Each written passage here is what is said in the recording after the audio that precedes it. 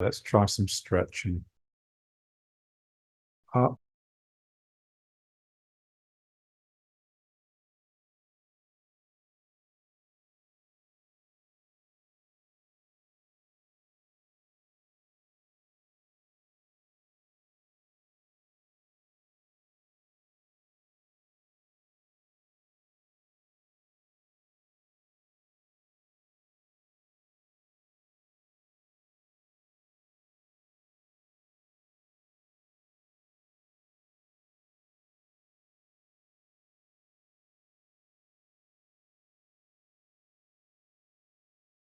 Trying to stretch the spine, removing kinks.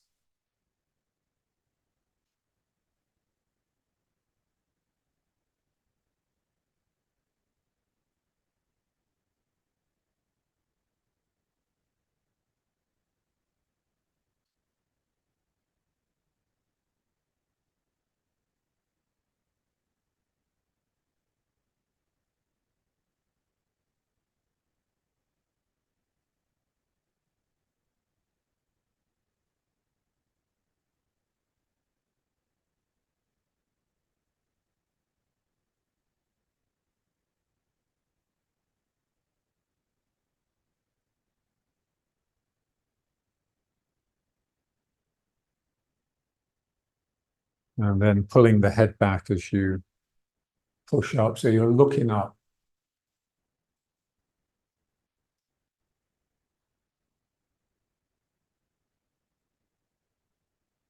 And then looking down on top of the fingers.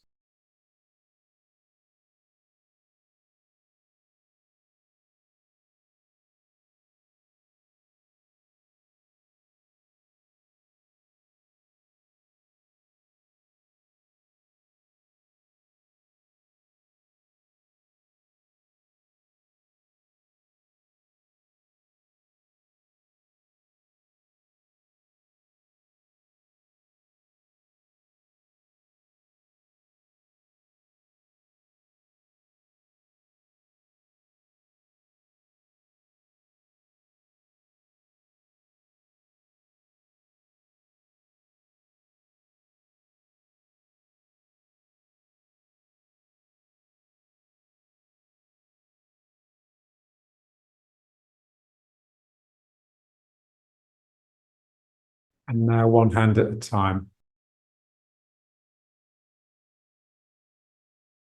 Feel the two sides, one side really stretching, the other side contracting and compressing.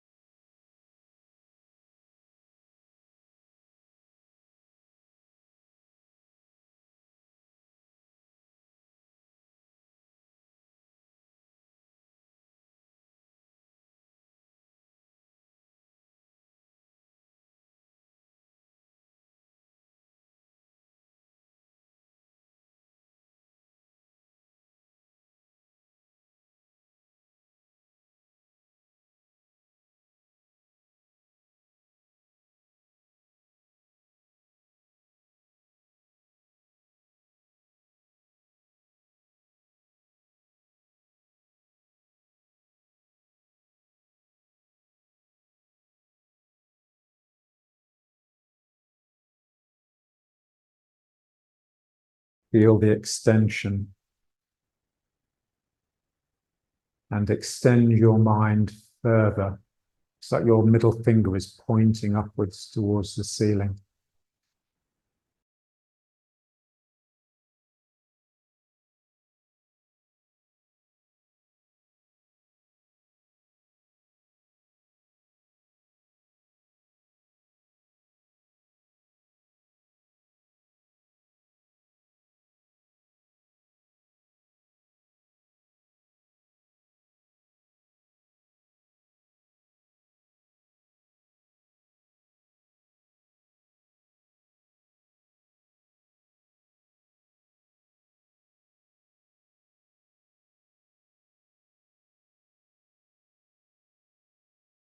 And then see if you can bring your mind to the muscles that are working to make this extension.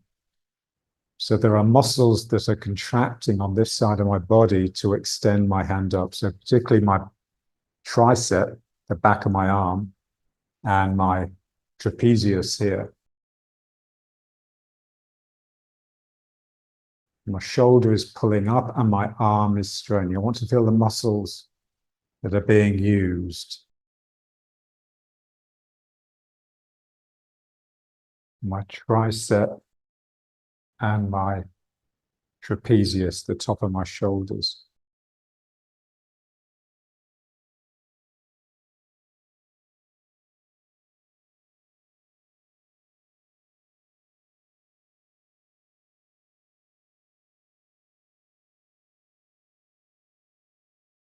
And then bring your mind to the muscles in the shortening side. So these muscles here are contracting to pull this shoulder down towards this hip, and that's allowing even more extension upwards.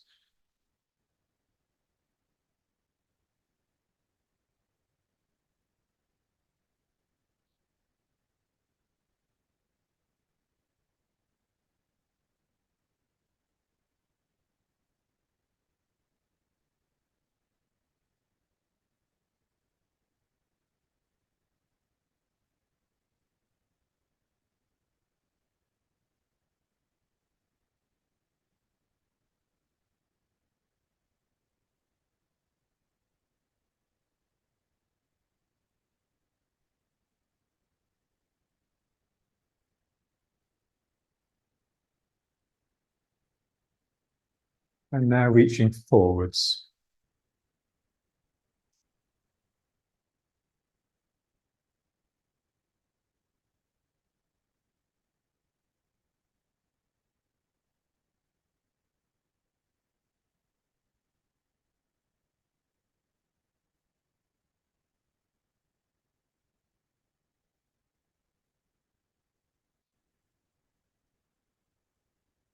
Feeling the two actions in the extending arm. My hand is reaching forwards, and then my shoulder comes away from my spine to get added extension.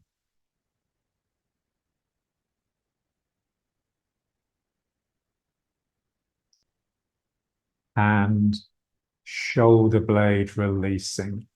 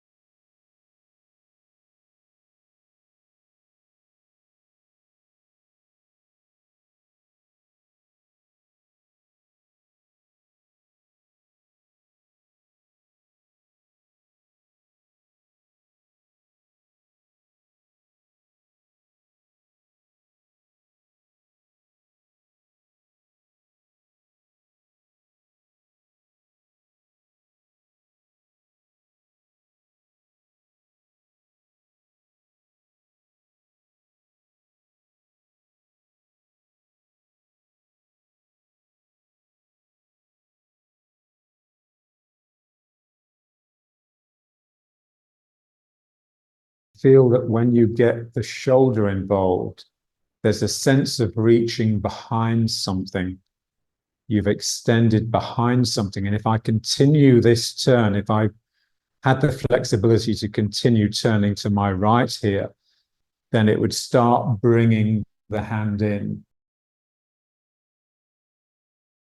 I extend my shoulder and it starts the hand returning, even though my shoulder is still extending forwards.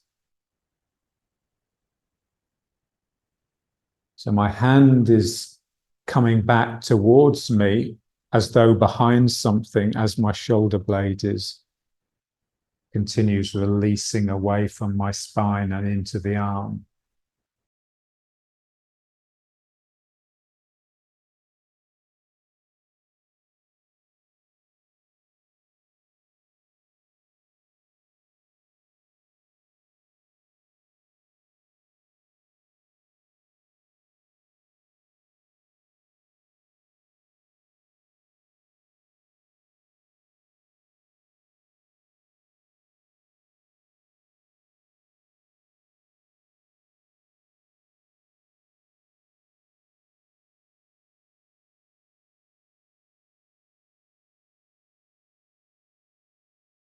Okay, and then just back to here.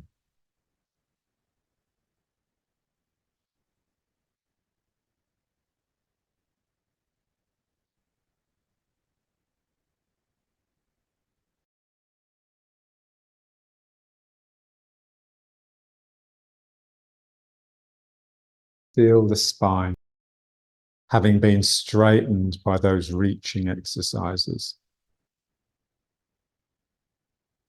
Extended.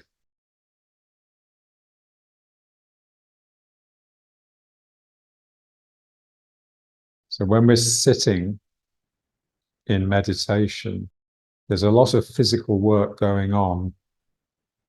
Basically, that work is trying to extend and straighten the spine.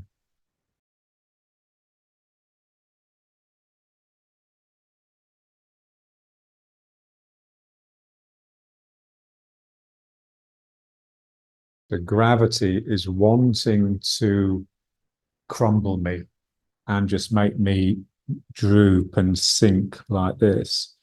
So you see people meditating or like this, but it's not much use.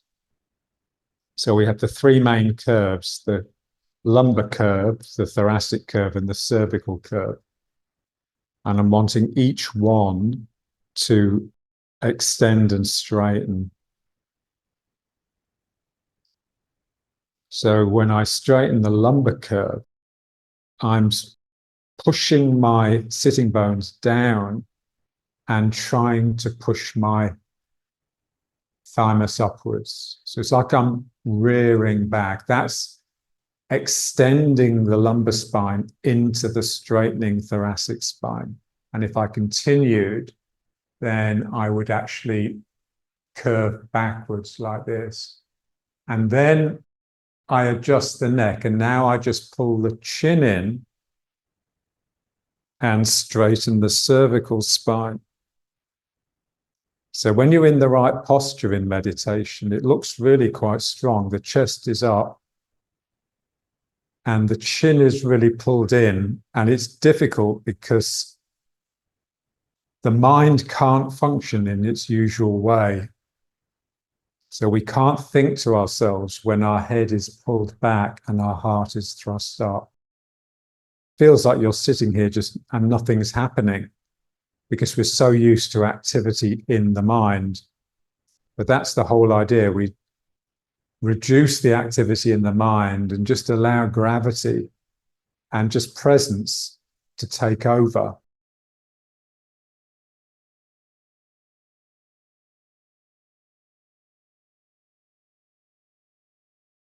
And then if you need something to do, you can just count your breaths, or you can have a little mantra, or even a prayer.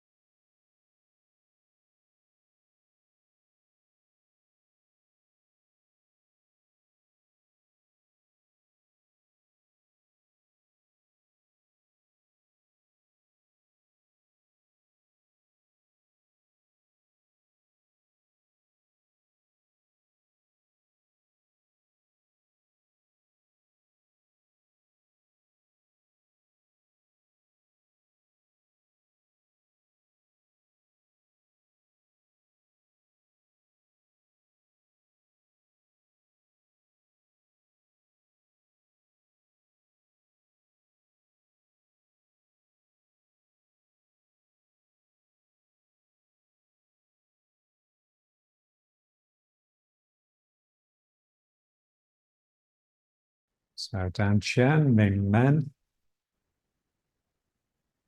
Sacrum hanging down from here. hanging down from the Ming Men. My tail with a sense of opening out and extending downwards.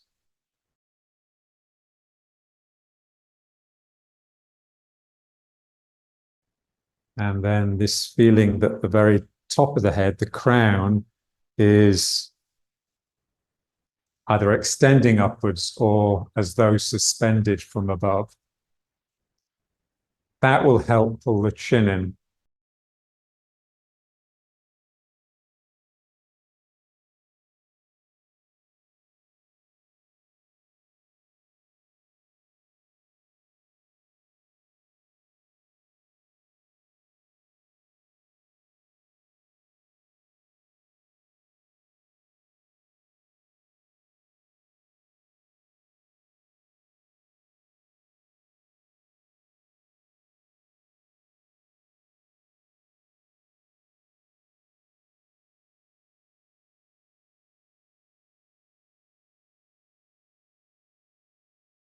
And then without corrupting the posture too much, just arms inward off.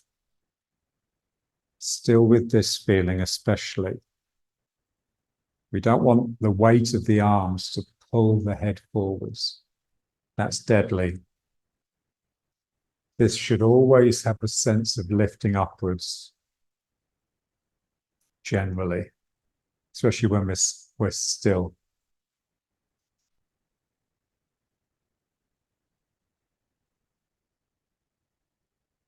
Feel the arms heavy.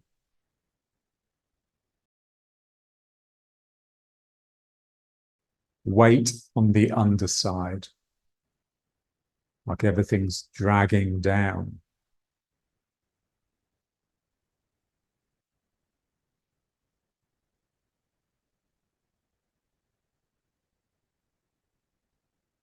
So you're like a string puppet, all the pieces relaxed and loose, held up from above by the puppet master.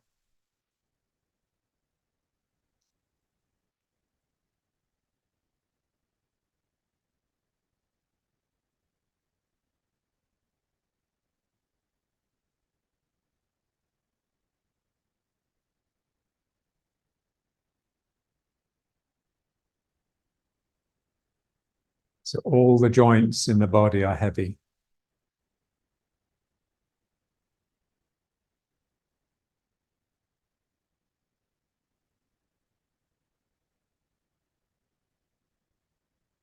So just imagine the strings holding you up. You know, where would they be? You'd need a string on your wrist. The elbow would probably just be heavy hanging down. You need a string here at the top of your head. And you'd need strings in your knees to stop your knees from sort of collapsing in and just sort of wobbling down like this. So those are the places that have a sort of sense of lift. This is lifting upwards. My wrists are lifting upwards. My knees are lifting upwards. Everything else is just sinking.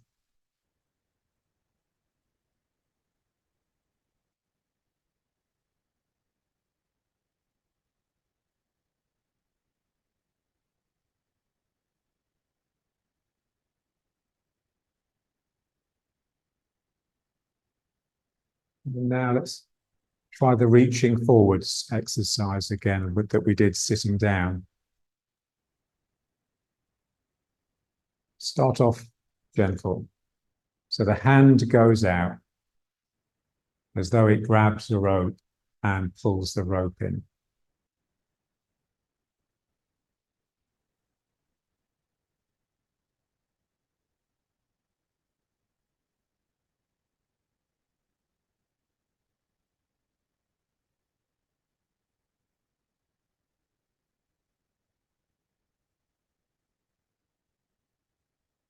So I turn one way, I turn to the left to reach up with my right hand, and then I turn to the right to pull the rope through to my right.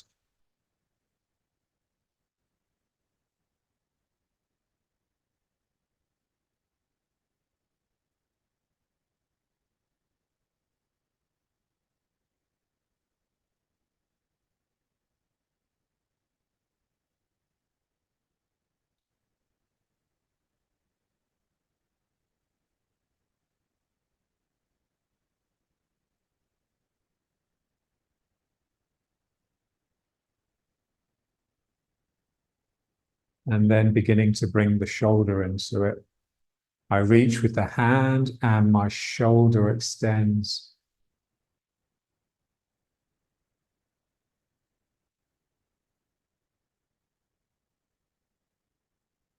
I want to feel it more intense. When I get my shoulder involved, it just becomes a little bit more serious, more fierce, more intense.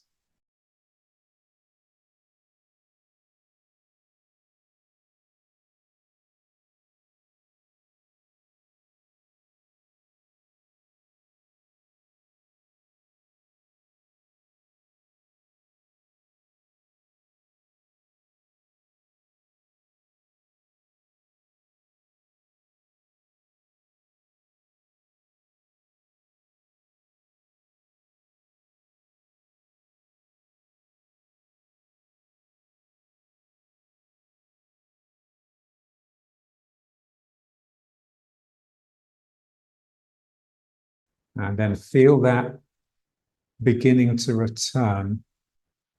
So I'm turning to my right to extend my left hand. Then I turn even more to the right and become more intense to get the shoulder to come away from the spine. And I just try and continue turning to the right, and the hand will go behind and start coming back in. And as though it's drawing the rope through this side now instead of this side. So I extend the hand, shoulder comes out, and then I embrace round here.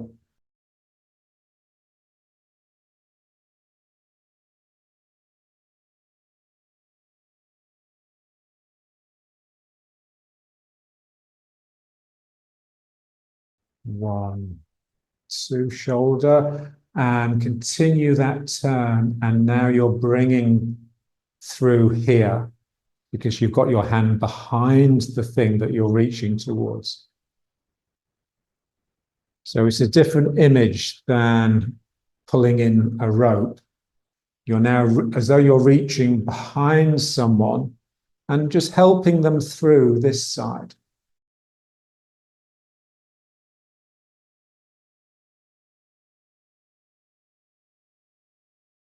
I want to feel the three actions. My hand reaches forwards, my shoulder comes away from my spine to reach behind the person, and then I continue turning and bring the person through. One, two, and three. One, two, and three.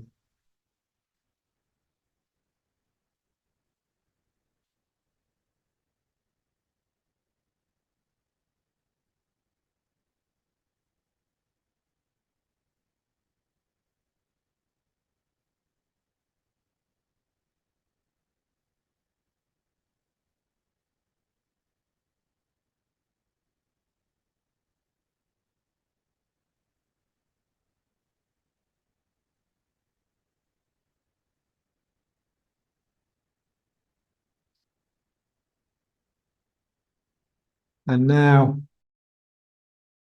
just don't make that third face so big and just turn the other way. So I turn, well, this is all turning to my left, but there's three phases. One sends the hand out, two separates the shoulder blade from the spine and starts this sense of me going behind something. And then if I continue the turn, this hand will now push the person through. So I'm getting behind the person and pushing their back rather than pulling their arm. Now what we want to do is just, as soon as you feel this third phase beginning, just slip back this way. So one, two, and three, and then four.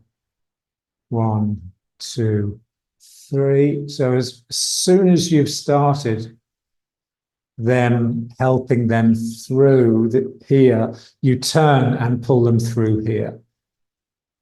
One, two, three, and this way.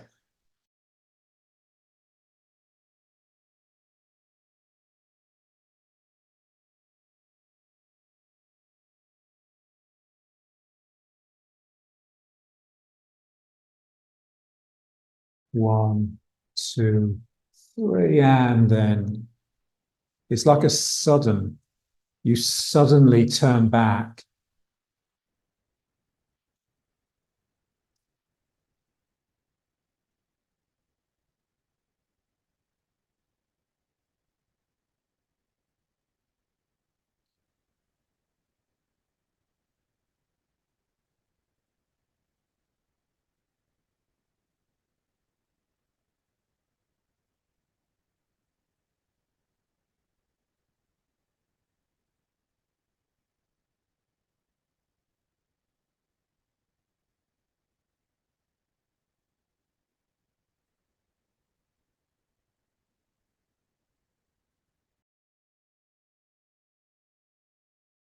And now riding horse again. First, re-establish the dantian. Bring your mind back to here.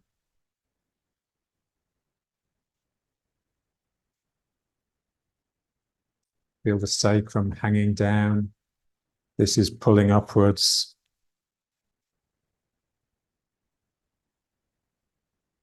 If I'm thinking about myself, even if I'm observing myself, this will be lacking. My head will tend to come forwards to give you a sense that you're looking down at your own body. That's what we want to just try and avoid. That's really difficult.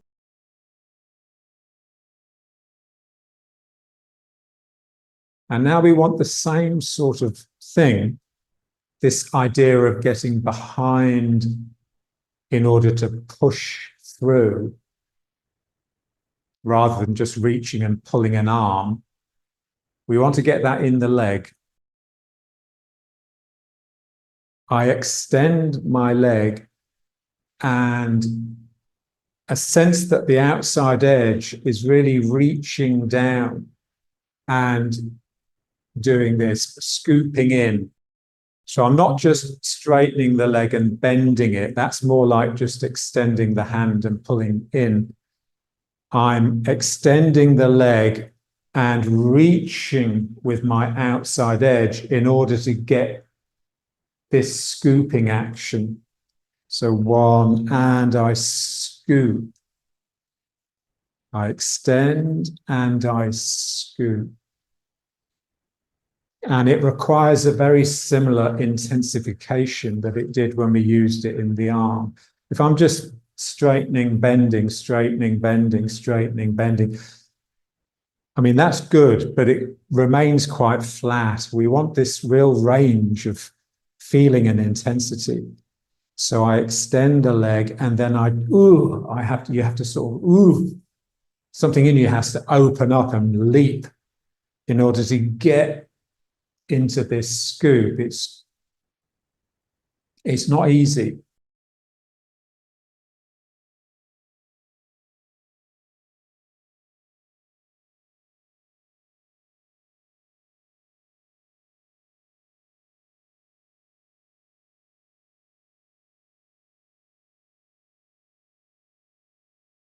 It's very much here in the sacroiliacs. You know, we worked on this last time.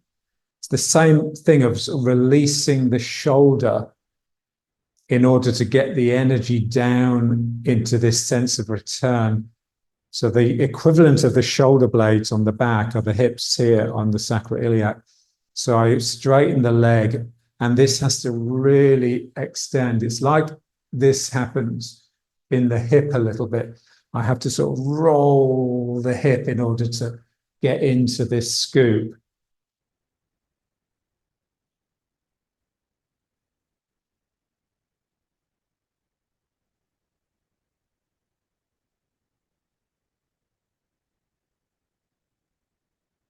This is one of those things you really just have to feel it and practice it for quite a long time before you have the strength to physically release at the sacroiliac. It's not just strength, it's courage. Something in you has to be able to just let go.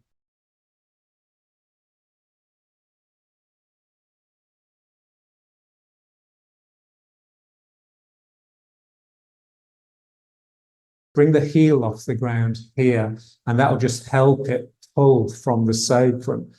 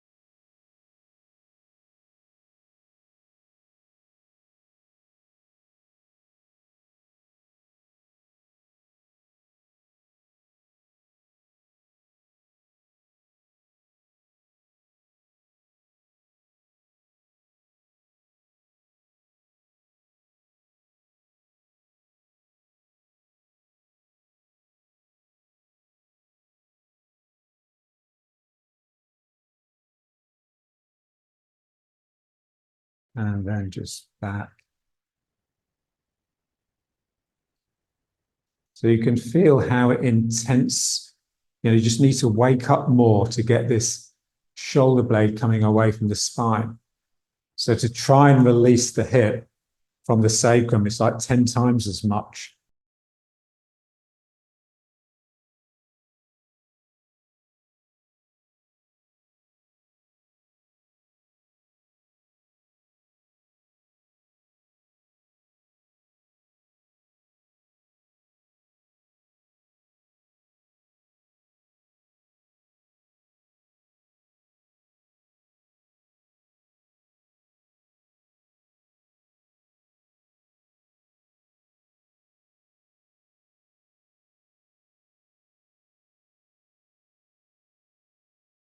And now let's try the tree.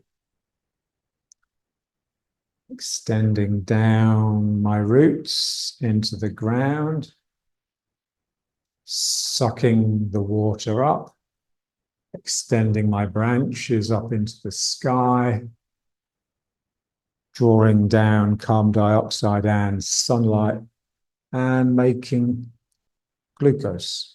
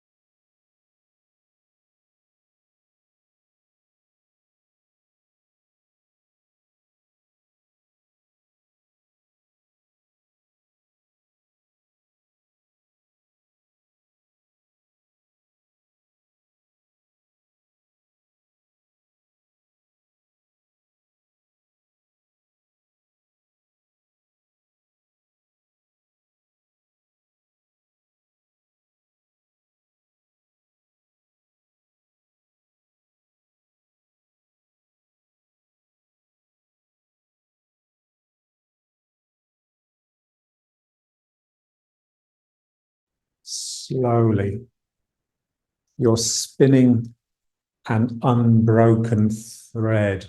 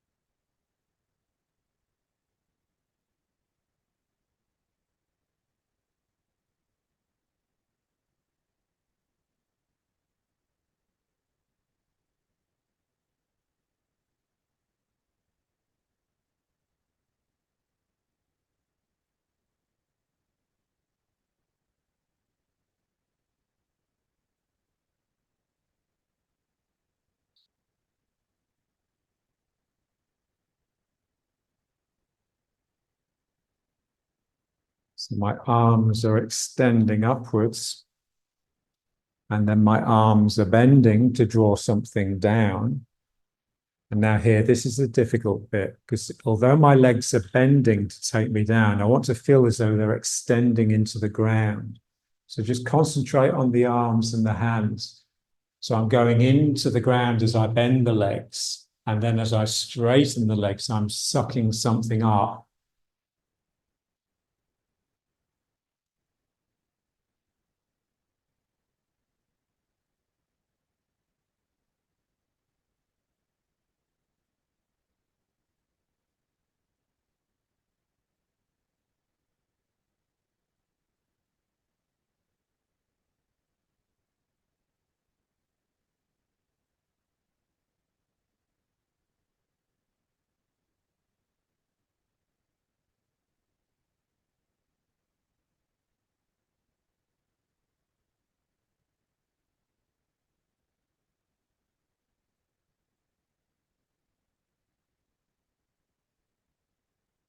And then side to side.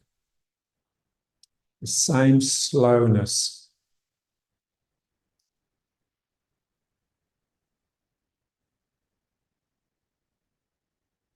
That's it. So this sense that you're in water, it's like there's a seriousness that doesn't so much come from you. It's something that is there when you wake up to it. There's like a seriousness that slows it all down, a real gravitas.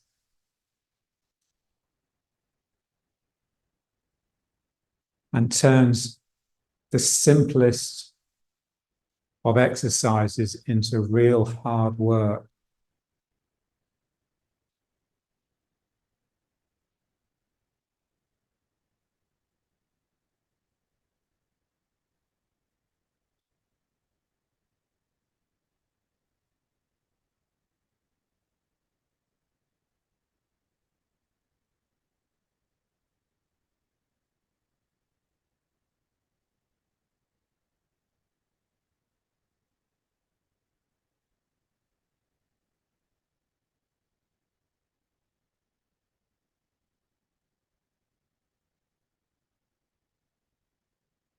So it's the gravitas of a quiet, attentive mind.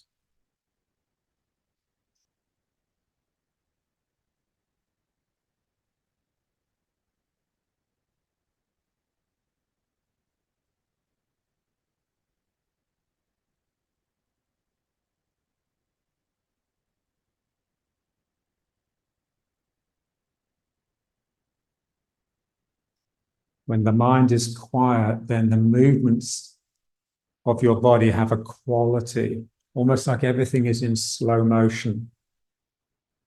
There's like a smoothness.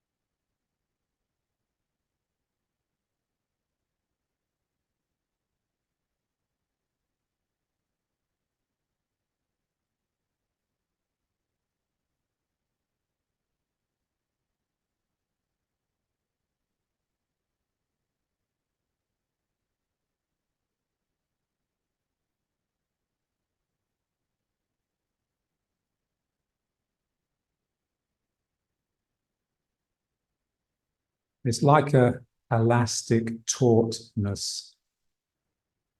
Everything is just tight.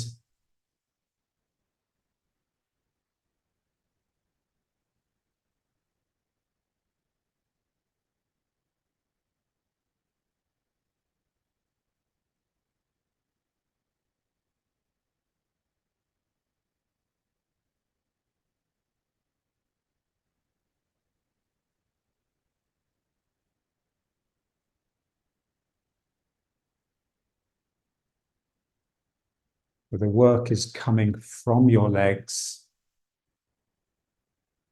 and your quiet mind is making sure that it's all driving back into the legs. So you're staying sunk. Your quiet mind is really your sunkness, your refusal to pop up into your head.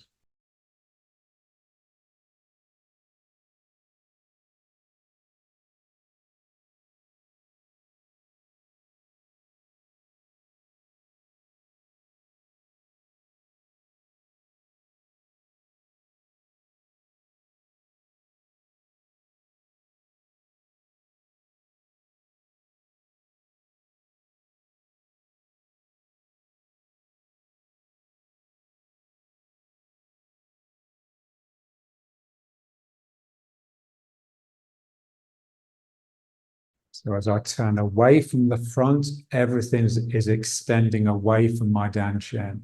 My hands are extending out. My feet are trying to extend away from each other. And that's causing me to turn. And then this is the lower heart. Everything is sucking towards the dantian. Dantian and the lower heart are pretty much the same thing, the same as the head and the thymus are pretty much the same thing. So this is the head, thymus extending. So everything coming out of here and then everything drawing back to there.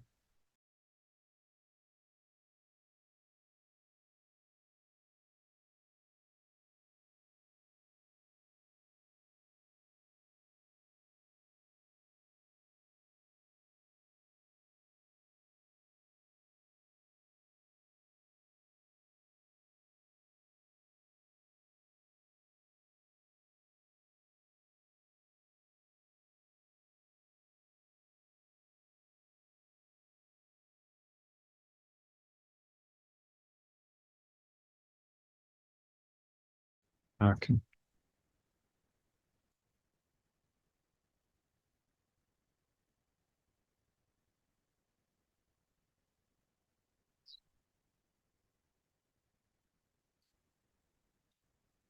Sacrum heavy, hanging from the Ming Men. Crown suspended.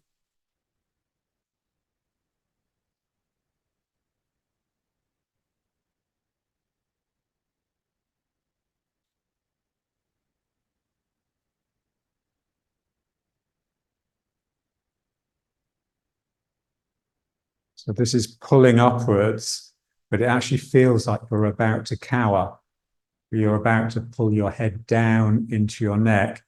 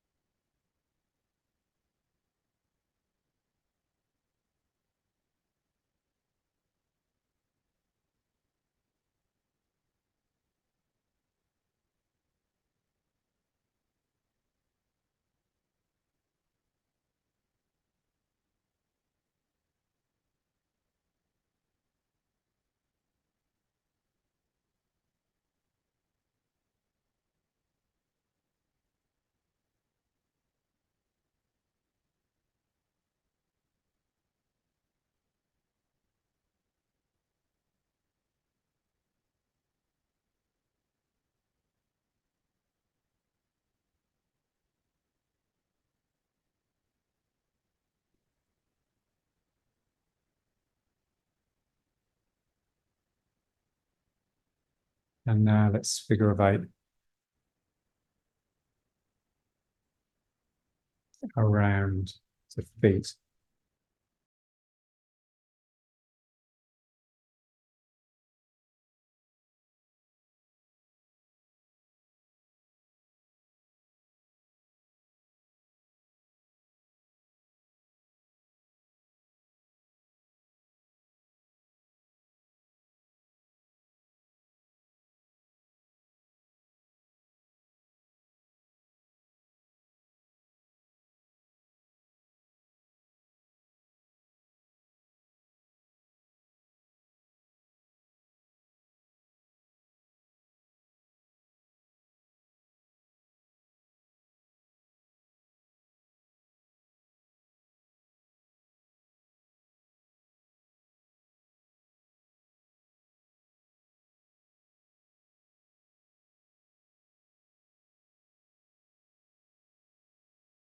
heel, round the outside edge, little toe through to the big toe. The big toe has to press down to squeeze the figure of 8 across into this heel, and then around.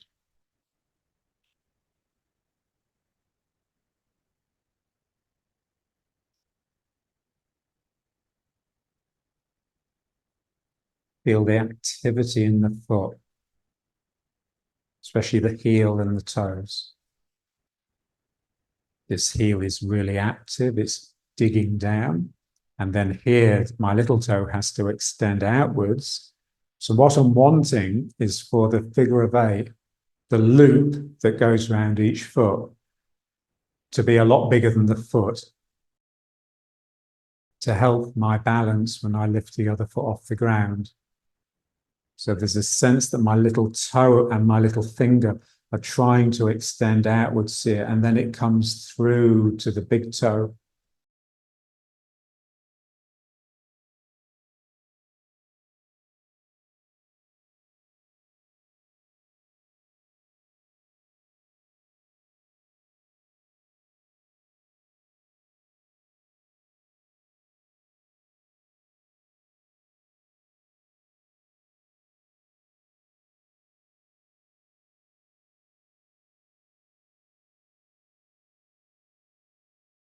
And looking at it in real detail, trying to attend to every little bit.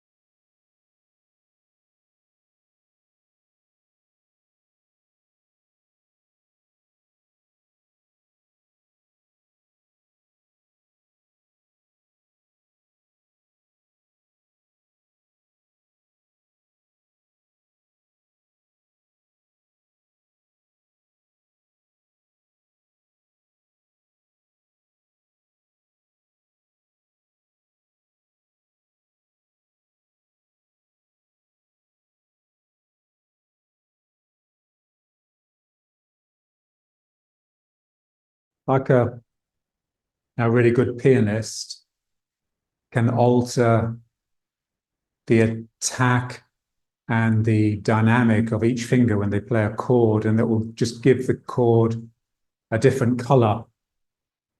So it's like that with our feet and especially our toes. It's like each toe has a life of its own. They're all slightly independent of each other. You can feel it in the hands, all the fingers are wanting to do their own thing a little bit. We would like to get it in the foot. This is why it's so important to work barefoot.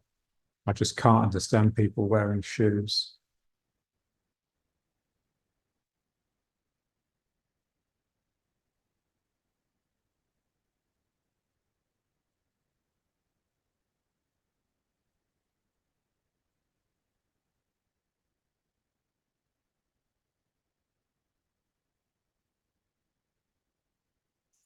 And now using it, doing exactly the same thing, but using it to lift the other foot. So I go around this foot, and I need to come out really onto this side of the foot so that I can lift this one without it just wanting to pull back all the time. I want to be really poised here and balanced. I've got just as much chance, if not more chance, of falling out of my zone than falling into it. And then I just put the big toe down, and then I just basically make a loop around the foot, but really a big loop out here until I'm back in the big toe. And then I have an area on the ground, and I can lift this foot. As soon as it feels like I'm coming inside to the instep, then it'll just be a feeling of pulled in panic to stop me from falling in this direction. I want my this to be an opening. I've opened in order to bring my foot up. I haven't tightened up and closed down. So round, and then again, little toe has to go out to extend me in this direction.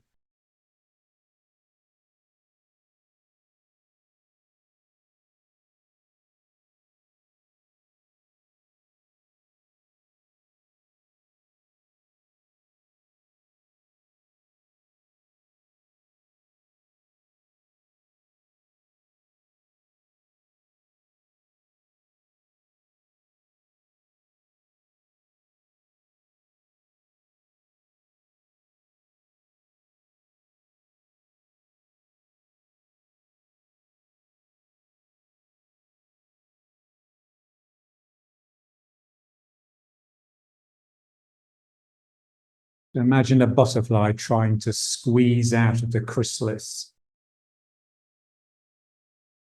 That's the sense of your toes.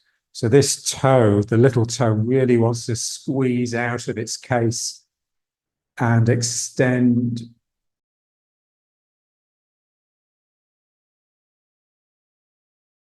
You want that sense in all the toes, really, but especially the little toe and the one next to it.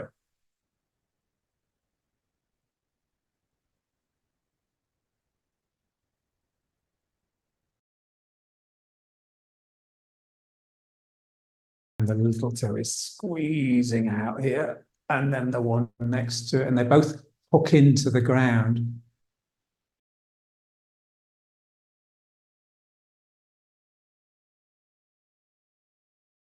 This is so Tai Chi. It's, very much the little parts, the vestiges that we don't normally use or that we normally overlook that end up being so important.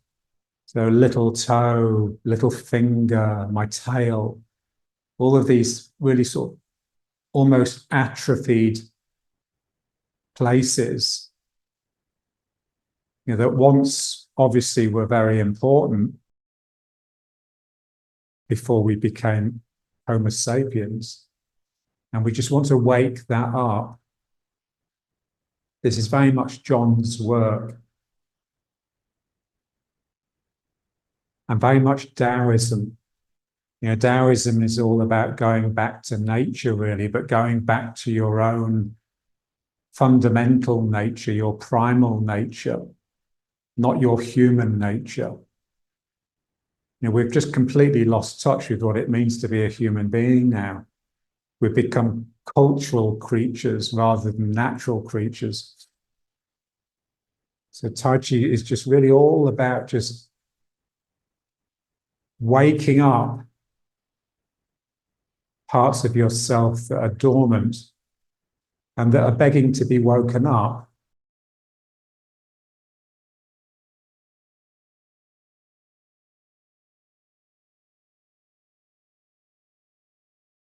And it's difficult. It's very sort of antisocial in the sense that you can't share it with anyone. You can't really sort of tell everyone on Facebook that you're working on your little toe. They think you're an idiot. But it just means that there's an aspect of yourself that comes alive, and you just see things, see detail, wake up.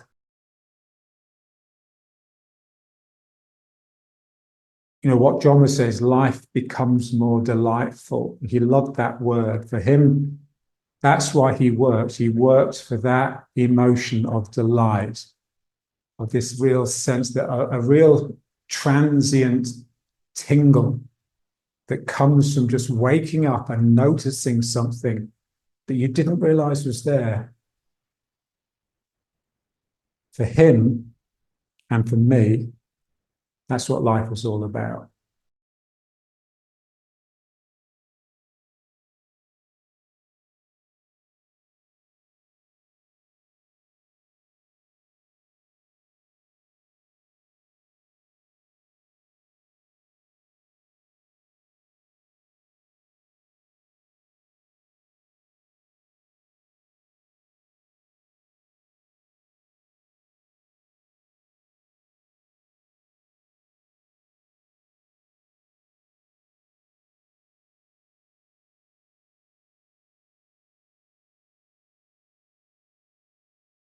You just continue practicing and it just wakes up.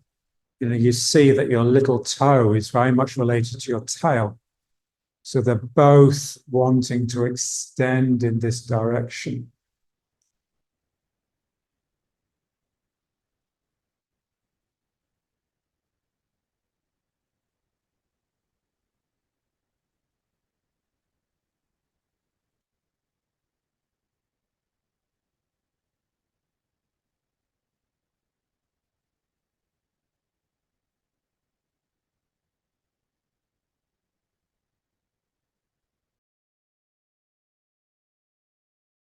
The prehensile tail, the tail that can just wrap around a branch and you hold on with it.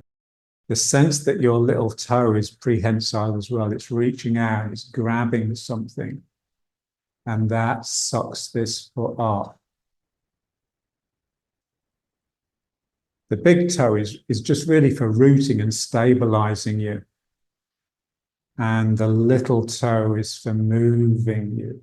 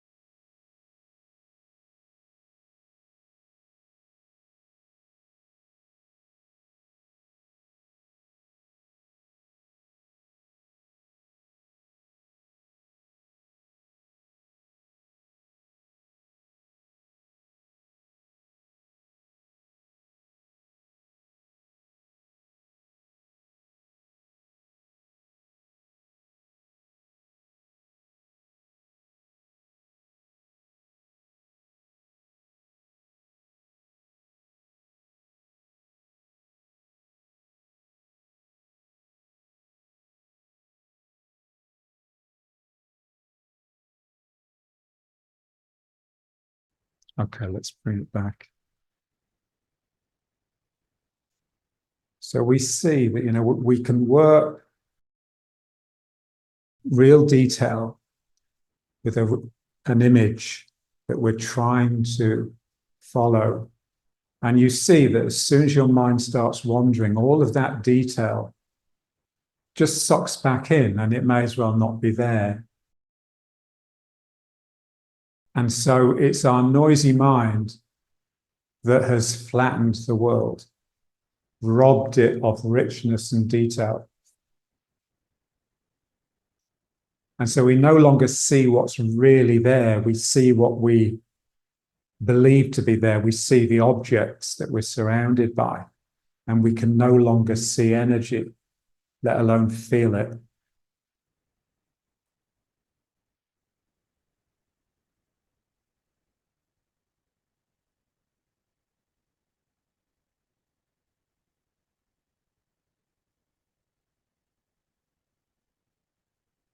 So for John, it was the image of the dragonfly. So when he was a little kid, he was on holiday, probably in Ireland, went for a walk, and suddenly a dragonfly just zipped past, and he was just struck by this iridescence, this fleeting iridescence, and the dragonfly was flitting. And you know how they are, they sort of whoosh, and then suddenly they hover, and then they're off. So it's like there's these little images of just these sparks. And for him, that was the image of delight, really, the image of spark, of spirit, of energy.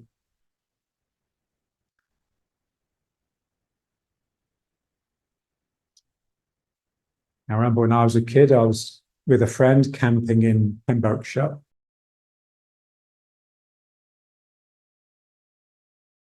And we were just walking through, in the outside, just came across this small pond, and all the mayflies were hatching. And so we just stood there spellbound as this cloud of color just slowly rose from the lake, shimmering. Yeah, so things like that are just so magical that they still stay with you for your whole life. And I think that's what, someone that's drawn to spiritual work they've had a few really, really magical out-of-world experiences, and they become the touchstones of their life. It's no longer getting a better job or having a family or all this. Those become the events in their life which draw them, beacons, which draw the rest of their life along a certain path. So that's how it was with John, and that's how it is with me. Just a handful, 5, maybe less than 5, really intense experiences, almost like a drug experience, where you're just shifted into a separate reality and you just see something that you just hadn't realized was there. And it just, something in you just cannot forget. You cannot go back to normal. And so you find a teacher. The teacher will help you develop a practice that will just help you move slowly but inexorably towards that.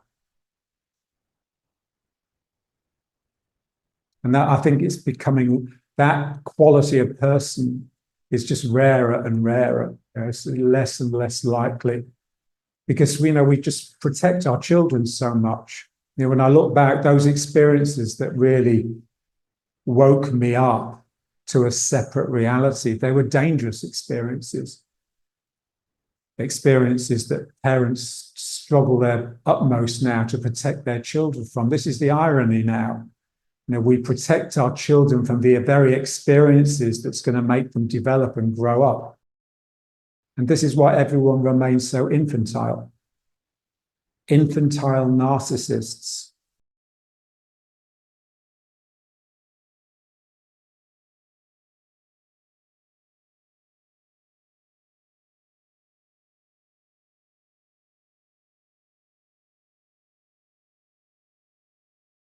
Okay, let's just finish with just a little bit of this one.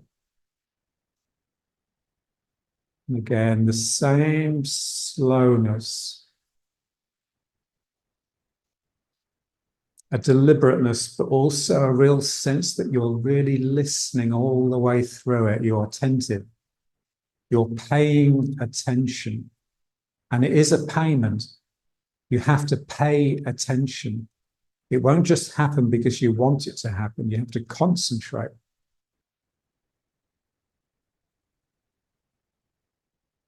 And if you're lucky, you'll get a return for that payment.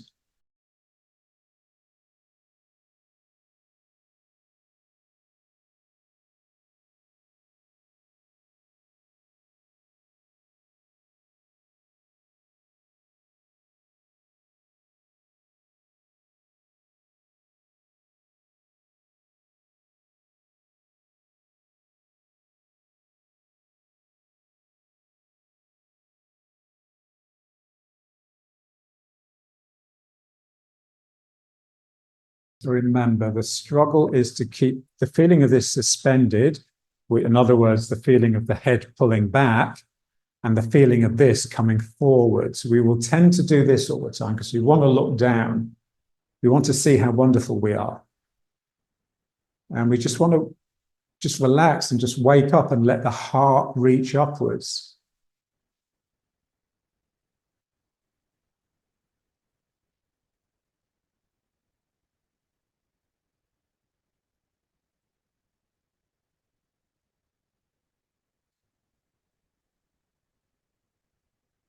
So remember when John used to adjust our postures? He'd say, okay, hold it there after we'd sort of got to the end of a posture. He'd come round and generally he'd just place his hand on the sacrum and ease you forwards. He'd never pull you back. So that it's basically a universal adjustment, trying to allow the sacrum to relax into the legs. And if it does, it will always drift a little bit forwards because the legs are bent and the knees are further forwards than the hips.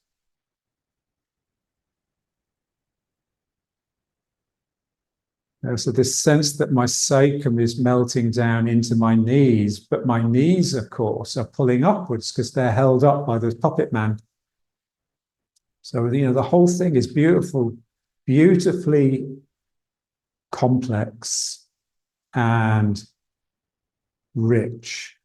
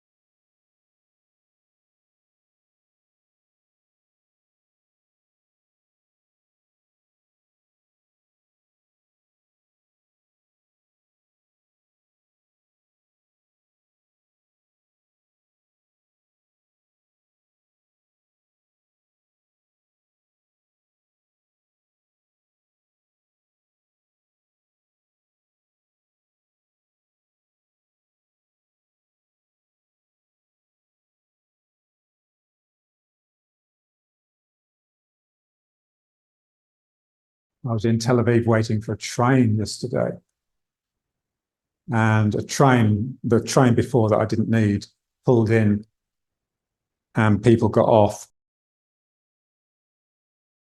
And there was a young guy, he got off and just came up to a young soldier that was standing next to me, and just said to him, "I think I have something in my eye. Can you look for me?" And the soldier was a bit taken aback, but he put his hand on the guy's head and just pulled his eye open to look in and said, "No, I can't see anything." And the guy said, "Oh, thank you," and walked off.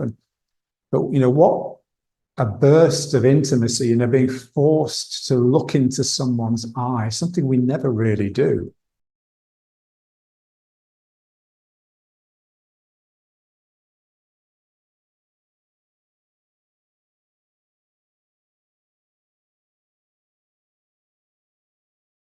And just let it